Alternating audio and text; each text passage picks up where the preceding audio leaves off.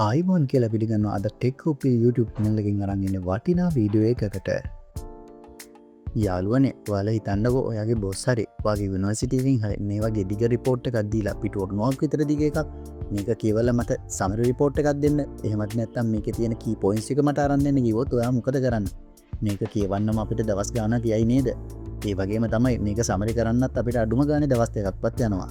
හැබැයි අද මම පෙන්වන්නේ Google ලගේ නෝට්බුක් එකෙන් පාවිච්චි කරලා මේ වැඩේ තප්පර ගානකින් කරන්නේ කොහොමද කියලා. ඔයාට නෝට්බුක් එකෙන් යූස් කරලා මේ වගේ ස්ටඩි ගයිඩ් එකක් මේ වගේ සමරි රිපෝට් එකක්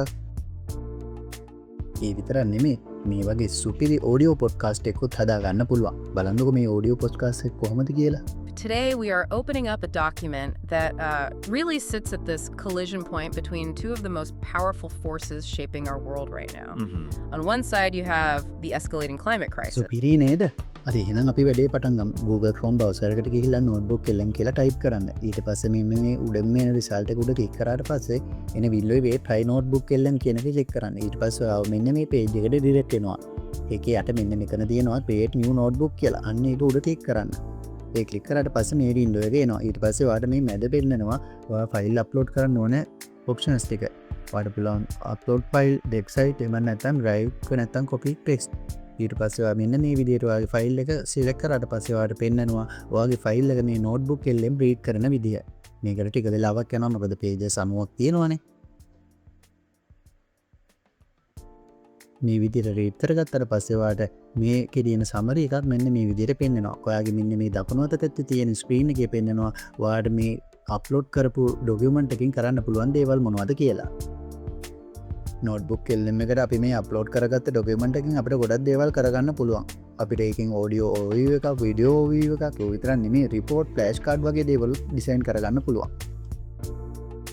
හරි ඔයාලට දැන් පේනවා ඇතිනේ මේ මැද තියෙන ස්ක්‍රීන් එකේ තියෙනවා මම අප්ලෝඩ් කරපු පිටු 90ක Google 2024 environmental report එක බේස් කරගෙන හදාපු සමරි එක. දැන් මට මේ සමරි එක ආශ්‍රයෙන් ප්‍රශ්න කීපයක් අහන්න උවමනා වෙලා තියෙනවා. මේ වෙද්දී Google notebook LM මට ප්‍රශ්න කීපයක් සජෙස්ට් කරලා තියෙනවා. මම ඒකේ පළවෙනි ප්‍රශ්නේ ගන්නවා. ඒකේ තියෙන්නේ how does Google use AI to mitigate global carbon emissions කියන ප්‍රශ්නේ. ඉතින් මේක උඩ ක්ලික් කරාට පස්සේ එයා කම්ප්‍රිහෙන්සිව් උත්තරයක් ආපහු සමරි එක රිපෝට් කරලා ජෙනරේට් කරගන්නවා. මේකට චූටි කාලයක් ගන්නවා. කාලය ගත්තට අපිට කම්ප්ලීට් උත්තරයක් තමයි දෙන්නේ. ඒක හින්දා අපිට කිසිම අපහසුවකින් තොරව මේක ආශ්‍රයෙන් ප්‍රශ්න ඕන තරම් අහන්න පුළුවන්.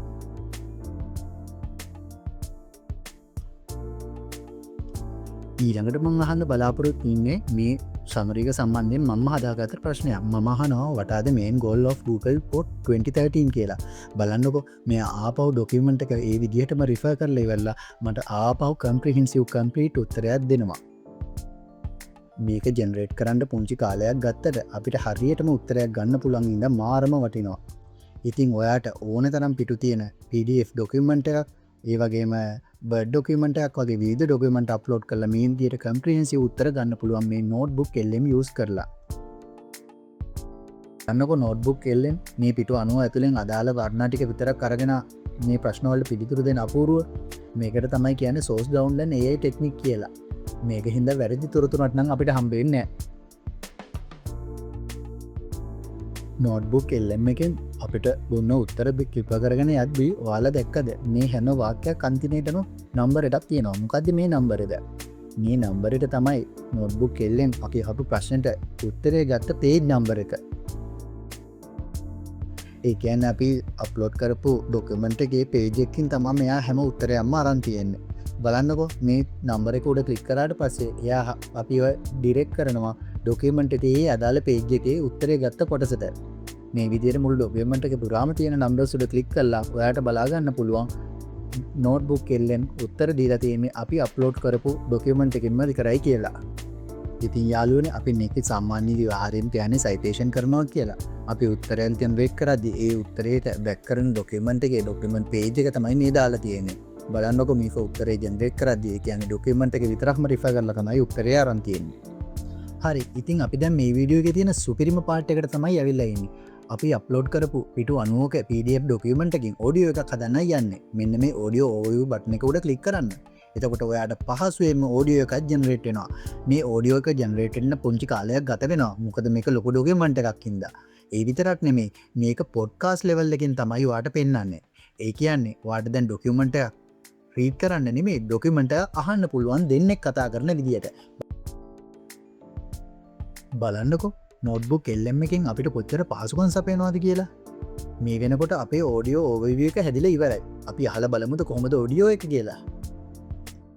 The deep dive. Today, we are opening up a document that really sits at this collision point between two of the most powerful forces shaping our world right now.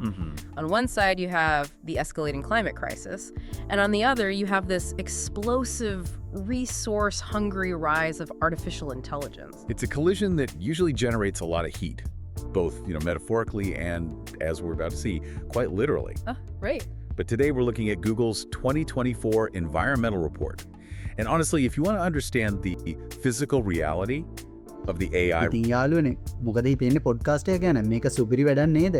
ඔයාගේ ස්ටඩි නෝට් එකක් එහෙම නැත්නම් report එකක් සමරි කරලා මේ විදිහට podcast එකක් විදිහට ආගෙන යද්දී ඔයාට මේකේ තියෙන කිසිම කරුණක් අමතක වෙන්නේ නැහැ. ඊළඟට අපි හදන්නේ ස්ටඩි ගයිඩ් එකක් හදාගන්න. මේකට අපි ඉස්සෙල්ලාම කරන්න ඕනේ ඔයාගේ ඉන්න මෙතන තියෙන රිපෝට් බටන් එක උඩ ක්ලික් කරන්න. ඊට පස්සේ එන ග්‍රිඩ් එකේ ඔයා ස්ටඩි ගයිඩ් කියන එක ක්ලික් කරන්න. මේකත් අර ඉස්සෙල්ලා වගේම පොඩි වෙලාවක් ගන්නවා ජෙනරේට් වෙන්න. අපි එතනන් චුට්ටක් බලාගෙන ඉන්න.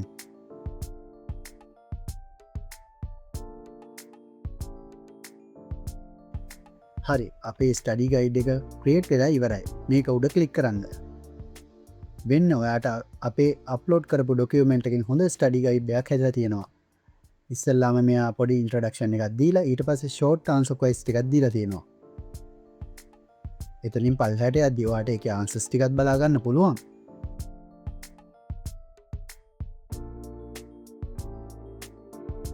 ඒ විතරක් නෙමෙයි ඔයාට මෙයා එසේ ක්වෙස්චන්ස් ටිකකුත් දීලා තියෙනවා. ඒකේ ආන්සර්ස් ටිකක් දීලා තියෙනවා. ඒ වගේම මේ ඩොකියුමන්ට් එකේ අන්තිමේට ඔයාට බලා ගන්න පුළුවන් වෙනවා මේකේ තියෙන ටර්ම්ස් ටිකක් වෙන වෙනම ඩෙෆිනිෂන් එක. බලන්නකෝ මේ ස්ටඩි ගයිඩ් එකත් කොච්චර වටිනවද කියලා. ඔයාට කැම්පස් එකේ ඩොකියුමන්ට් එකක් දුන්නාම මේ ඩොකියුමන්ට් එක අප්ලෝඩ් කරලා පැය ගණන් පාඩම් කර කර හිටපු හැමදේම මේ වගේ පුංචි සමරියක් අරගෙන ඉක්මනටම වැඩේ කොට දාගන්න පුළුවන්. ඉතින් යාළුවනේ Google ලගේ notebook LM කියන large language model එක ගැන ඔයාලට මොකද හිතෙන්නේ? මේ වීඩියෝ එක පුරාවටම මම කතා කරා notebook LM use කරගෙන කොහොමද PDF එකක් අප්ලෝඩ් කරන්නේ? ඒ අප්ලෝඩ් කරපු PDF එකකින් ප්‍රශ්න අහන්නේ. ඒ විතරක් නෙමෙයි ඒ PDF එක use කරගෙන පොඩ්කාස්ට් එකක් හදාගන්නේ කොහොමද කියලා. හැබැයි මේ පොඩ්කාස්ට් මොඩල් එක දැනට ඉංග්‍රීසි වලට විතරයි සපෝට් කරන්නේ. හැබැයි මම අනිවාර්යයෙන්ම දන්නවා ඉදිරියේදී Google ලා මේකට සිංහල සපෝට් කරන විදියටත් හදයි කියලා. අන්තිමේට අපි කතා කරේ කොහොමද ස්ටඩි ගයිඩ් එකක් හදාගන්නේ කියලා. මේකෙනුත් ඔයාගේ එදිනෙදා අධ්‍යාපන කටයුතු වගේම ඔෆිස් එකේ වැඩ කටයුතුත් ඉතාමත් ලේසි කරනවා. පේනවා නේද? නෝට්බුක් LM කියන්නේ කොච්චර පවර්ෆුල් ටූල් එකක්ද කියලා. මම මේක ඇතුළේදී කතා කරේ ටූල්ස් 3ක් ගැන විතරයි. හැබැයි මීට වැඩිය ටූල්ස් ගොඩක් තියෙනවා. මේ ටූල්ස් ගැනත් කතා කරන්න ඕන නම් ඔයාලා කමෙන්ට් සෙක්ෂන් එකේ කමෙන්ට් එකක් විදියට දාන්න ඉතිරි ටූල් ගැනත් කතා කරන්න කියලා. මම අනිවාර්යයෙන් මේ වෙනුවෙනුත් වීඩියෝ එකක් කරන්නම්. Thank you very much මේ වීඩියෝ එකත් එක්ක කරන් හිටිය හැමෝටම. ඔයාට මේ වගේ වීඩියෝ තවදුරටත් බලන්න ඕන නම් ටෙක්කොපිය YouTube channel එක subscribe කරන්න, bell icon එකක් click කරන්න. ඒ විතරක් නෙමෙයි මේ වීඩියෝ එක වටිනවා කියලා හිතෙනවා නම් ඔයාගේ යාළුවොත් එක්ක share කරගන්න. ඔයාට මොන හරි ප්‍රශ්නයක් තියෙනවා නම් comment section එකට add කරන්න. ඒ විතරක් නෙමෙයි වීඩියෝ එකට like එකකුත් දාන්න.